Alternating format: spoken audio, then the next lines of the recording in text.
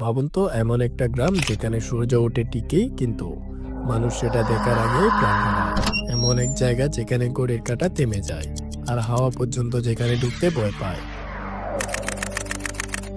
না, এটা কোনো গল্প নয়, এটাই এক অদ্ভুত ভয়ঙ্কর সত্যি। একটা গ্রাম যেটা আজও পৃথিবীর মানচিত্রে আছে ঠিকই, কিন্তু সেখানে আর কোনো মানুষ জীবিত নেই।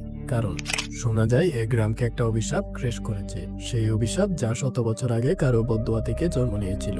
আর তারপর থেকে যে সেই গ্রামে পা রেখেছে সে আর ফিরে আসেনি, আর ফিরলেও এমন কিছু নিয়ে ফিরেছে যা তার পুরো জীবনটাকে শেষ করে দিয়েছে। আপনি কি জানেন, পৃথিবীতে এমন অনেক গ্রাম আছে যাদের কথা সরকারও বলতে ভয় পায়। সত্যিই কি এসব অভিশাপ, নাকি এর পেছনে লুকিয়ে আছে কোনো ভয়ঙ্কর গল্প? আজ আমরা আপনাকে নিয়ে চলে এসেছি এমন এক রহস্যময় গ্রামে, এলম সাউন্ড, যেখানে পা রাখলে মানুষের বুদ্ধি লোপ পায় আর ভয় হাড়ের গভীরে গেঁথে যায়। একবার যদি আপনি এই ভিডিও শুরু করেন, তাহলে আর ফিরে আসা সহজ নয়। যদি ভয় ও ইতিহাসের অন্ধকার দিক জানতে চান, তাহলে এখনই সাবস্ক্রাইব করুন অদ্ভুত রহস্যের এই চ্যানেলকে। কারণ এখানেই দেখানো হয় ইতিহাসের সবচেয়ে ভয়ঙ্কর মুখ। এলম সাউন্ড, এক অভিশপ্ত গ্রামের জন্ম।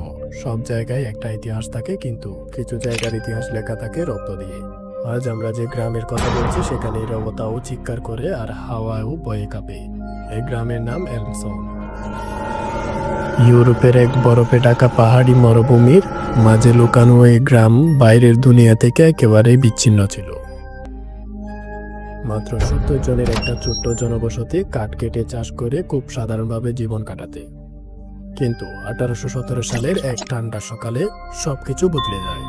একদিন এক নারী মাতা কুয়ো থেকে পানি আনতে গিয়েছিল, আর সে আর ফিরে আসেনি। যখন তার লাশ পাওয়া যায়, তার চোখ খোলা ছিল আর মুখে এক রহস্যময় হাসি।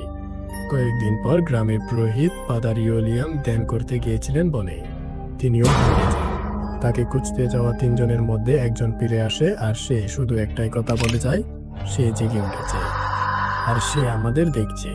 ধীরে ধীরে গ্রামের পরিস্থিতি খারাপ হতে থাকে।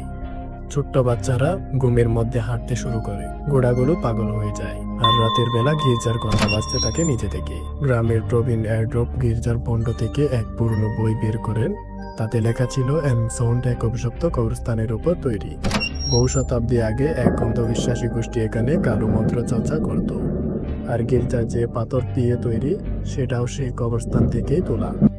এরপর নতুন পুরোহিত আইজ্যাক ক্লাউনি বলেন,